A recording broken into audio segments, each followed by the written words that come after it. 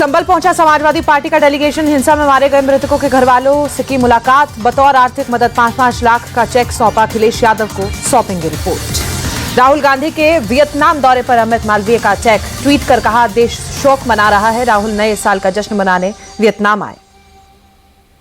दिल्ली विधानसभा चुनाव से पहले केजरीवाल का बड़ा दाव। पुजारियों के लिए पुजारी ग्रंथी सम्मान योजना की घोषणा की। केजरीवाल बोले, पुजारी और ग्रंथियों को हर महीने 18,000 रुपए की सम्मान राशि देंगे। कल से शुरू होगा रजिस्ट्रेशन। बीजेपी पर निशाना साधते हुए केजरीवाल बोले, बीजेपी इस योजना को रोकने की कोशिश ना करे। योजना रोकने की कोशिश की तो उन्हें पाप लगेगा। आपकी महिला सम्मान योजना पर बोले बीजेपी सांसद मनोज तिवारी, केजरीवाल ने पहले लोगों को झूठ से मारा और अब धोखाधड़ी से मार रहे हैं। मतदाता सूची विवाद पर आप सांसद संजय सिंह ने बीजेपी पर साधा निशाना। बोले, मुझे और मेरे परिवार को बदनाम किया गया। बीजेपी के नेता झूठ फैला रहे हैं। दिल्ली में केजरीवाल के घर के बाहर पंजाब के टीचर्स का प्रदर्शन। कई प्रदर्शनकारी टीचरों को पुलिस ने हिरासत में लिया। टीचर्स ने भेदभाव का आरोप लगाया। कहा, 7वां वेतन आयोग लागू कर हमारी सैलरी आधी की गई। केजरीवाल के वादे झूठे साबित हुए। दिल्ली के केजरीवाल के घर के बाहर दिल्ली के इमाम का प्रदर्शन। कुछ दिन पहले ही केजरीवाल से मिलने के लिए आए थे। केजरीवाल ने जल्द ही मिलने का आश्वासन भी दिया था। प्रशांत किशोर के खिलाफ पटना के गांधी मैदान थाने में एफआईआर दर्ज। छात्रों को उकसाने और हंगामा कराने का आरोप। बीपीएससी छात्रों पर हुए लाठीचार्ज पर प्रशांत किशोर बोले, गांधी मैदान में प्रदर्शन के लिए इजाजत की जरूरत नहीं। छात्रों पर लाठीचार्ज करने वालों को छोड़ेंगे नहीं। प्रशांत किशोर बोले, छात्रों की तरफ से कोई गलती नहीं हुई है। उन्होंने कोई तोड़फोड़ नहीं की है। प्रशांत किशोर बोले, नीतीश सरकार छात्रों की मांग माने, दोबारा परीक्षा हो। मांगे पूरी नहीं हुई तो 2 जनवरी से धरने पर बैठूंगा। प्रशांत किशोर बोले, मैं गांधी मैदान से नहीं भागा था। छात्रों को छोड़कर पीछे नहीं हटा। अब आंदोलन और तेज होगा। प्रशांत किशोर ने कहा, पुलिस ने छात्रों पर बर्बरता से लाठियां बरसाई। नारेबाजी करना कानून का उल्लंघन है। आरजेडी नेता तेजस्वी यादव ने प्रशांत किशोर पर साधा निशाना। कहा, कुछ लोग आंदोलन को हाईजैक करना चाहते हैं। बीपीएससी मुद्दे को लेकर पूर्णिया से निर्दलीय सांसद पप्पू यादव ने राज्यपाल राजेंद्र आलेकर से मुलाकात की। राज्यपाल से मामले में उचित जांच की मांग की गई। प्रशांत किशोर पर सांसद पप्पू यादव का आरोप। बोले, प्रशांत किशोर ने छात्रों को धमकाया। उन्होंने छात्रों को औकात की ठोस दिखाई। पप्पू यादव बोले, छात्रों को पुलिस पीट रही थी और प्रशांत किशोर पीठ दिखाकर भाग रहे थे। बीपीएससी छात्रों पर हुई लाठीचार्ज को लेकर प्रियंका गांधी ने नीतीश सरकार पर निशाना साधा। बोली, युवाओं पर अत्याचार करने का प्रतीक बनी बिहार सरकार। पटना में बीपीएससी छात्रों पर हुए लाठीचार्ज को लेकर केजरीवाल का ट्वीट। बोले, बीजेपी सरकार लाठियों के दम पर विरोध की आवाज दबाना चाहती है। छात्रों पर लाठियां चलवाना लोकतंत्र पर सीधा हमला। केजरीवाल बोले, छात्र देश का भविष्य है। उनकी आवाज को दबाने के बजाय सुनना चाहिए। युवाओं के साथ ऐसा अन्याय देश कभी माफ नहीं करेगा। कल पटना के जेपी गोलंबर के पास पुलिस और अभ्यर्थियों में झड़प हुई थी। पुलिस ने छात्रों पर लाठीचार्ज किया था। पुलिस ने छात्रों को दौड़ा कर पीटा। लाठीचार्ज में कई छात्र जख्मी। पुलिस ने लाठीचार्ज से इनकार किया। पंजाब में बंद का असर दिखा। किसानों ने सड़कों पर जाम लगाया। रेलवे ट्रैक पर बैठे किसान। पंजाब में बंद के कारण 221 ट्रेनें प्रभावित। 157 ट्रेन रद्द की गई। 14 ट्रेनें रिशेड्यूल और 50 ट्रेनों का समय बदला गया। बंद के चलते रोडवेज की बसों पर असर। कुछ व्यापारी संगठनों ने भी बंद का समर्थन किया। महाराष्ट्र के मंत्री और बीजेपी नेता नीतीश राणे का विवाद बयान। केरल को बताया मिनी पाकिस्तान। पुणे के कार्यक्रम में बोले, केरल मिनी पाकिस्तान, इसलिए राहुल और प्रियंका वहां से जीत कर आए। नीतीश राणे बोले, राहुल और प्रियंका को आतंकवादी वोट देते हैं। आतंकी सोच वालों के मतदान ये दोनों सांसद थे।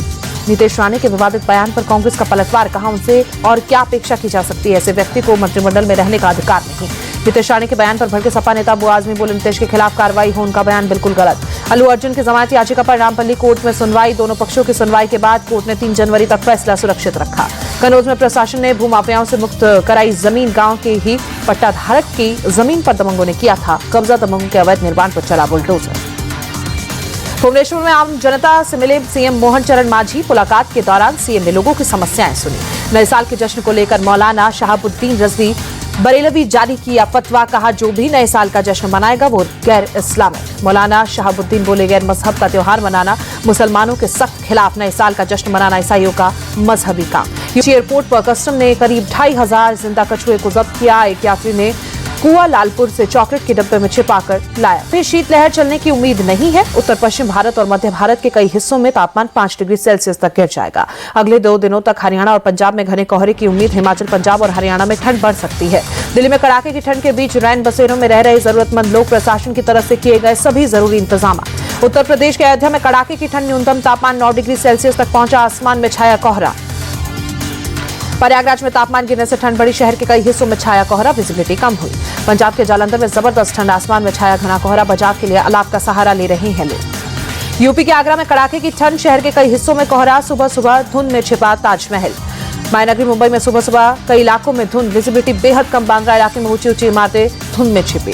जम्मू कश्मीर के बनगांव में बर्फबारी, बर्फ की सफेद चादर में ढका पूरा शहर, सड़कों पर जमी बर्फ की मोटी परत। श्रीनगर में जमा देने वाली ठंड -0.2 डिग्री सेल्सियस तक पहुंचा। तापमान बचाव के लिए अलाव का सहारा ले रहे हैं लोग। जम्मू कश्मीर के पूंछ में जबरदस्त बर्फबारी, सेना के जवानों ने भारी बर्फबारी में भी सीमा पर गश्त की। जम्मू कश्मीर के डोडा में बर्फबारी के बाद तापमान में लगातार गिरावट, इलाके में ठंड बढ़ी, पहाड़ों पर दिखी बर्फ की सफेद चादर। डोडा के गंडो भलेसा में हुई भारी बर्फबारी, चारों ओर बर्फ ही बर्फ, सड़क और घरों की छतों पर जमी बर्फ की सफेद चादर, नजारा दिलकश। डोडा में गुन्ना गांव में भारी बर्फबारी के बाद मौसम साफ हुआ, धूप निकली, पहाड़ों पर अभी भी जमी हुई है बर्फ। हिमाचल प्रदेश की सोलंग घाटी में भारी बर्फबारी, पर्यटकों के खिले चेहरे। बर्फबारी का लुत्फ उठाते दिखे पर्यटक, अलग अलग तरह के स्पोर्ट्स को एंजॉय किया। नए साल का जश्न मनाने वाली पहुंच रहे पर्यटकों की दिखी भीड़, सड़कों पर पैर रखने की नहीं दिखी जगह। पर्यटकों की भारी तादाद की वजह से सड़क पर जाम के हालात बने, रेंगती नजर आई गाड़ियां। हिमाचल के अटल टनल सोलांग वैली से पहले ही टू व्हीलर्स और पर्यटकों को पुलिस वापस भेज रही है। ब्लैक आइस की वजह से बाइकें फिसल रही है। जम्मू कश्मीर के श्रीनगर में बर्फबारी के बाद दिखा खूबसूरत नजारा, चारों तरफ बिछी बर्फ की सफेद चादर। पर्यटकों के लिए आकर्षण का केंद्र बना श्रीनगर, लोग बर्फबारी के बीच मस्ती करते हुए नजर आए। जम्मू कश्मीर के डोडा, अनंतनाग समेत कई इलाकों में भारी बर्फबारी के चलते कश्मीर यूनिवर्सिटी ने आज होने वाली परीक्षाओं को रद्द किया। नई तारीखों का ऐलान बाद में किया जाएगा। लद्दाख में जोजिला पास को खोलने की कोशिश जारी, बीआरओ की टीम रास्ते से बर्फ हटाने में जुटी। बद्रीनाथ और केदारनाथ में बर्फबारी हो रही है, मंदिर के चारों तरफ बर्फ की चादर बिछी हुई है।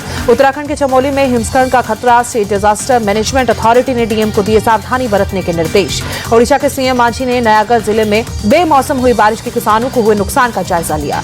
दिल्ली में गणतंत्र दिवस की तैयारियां तेज, कड़ाके की ठंड में सुबह सुबह कर्तव्य पथ पर जवानों ने किया परेड रिहर्सल। थूथुकुडी में तमिलनाडु सीएम एमके स्टालिन ने पुदुपाई पेन योजना शुरू की, लोगों को बैंक डेबिट कार्ड भी वितरित किए। गजपति पहुंचे ओडिशा सीएम मोहन चरण मांझी, किसानों से मुलाकात कर उनकी समस्याएं सुनी। हरिद्वार पहुंचे असम के मुख्यमंत्री हिमंता बिस्वा शर्मा, नारायणी शिला मंदिर में पूजा अर्चना की गई। हरिद्वार में हर की पौड़ी पर उमड़ी श्रद्धालुओं की भीड़, सोमवती अमावस्या पर आस्था की डुबकी लगाई। अयोध्या के हनुमानगढ़ी मंदिर में लगी भक्तों की कतार, सोमवती अमावस्या के अवसर पर दर्शन के लिए उमड़ी भीड़। पश्चिम बंगाल के सिलीगुड़ी में एलजीबीटीक्यू समुदाय ने निकाली प्राइड वॉक, बड़ी संख्या में शामिल हुए लोग। भारत की शर्मनाक हार, 184 रन से जीता ऑस्ट्रेलिया, 5 मैचों की सीरीज में ऑस्ट्रेलिया 2-1 से आगे।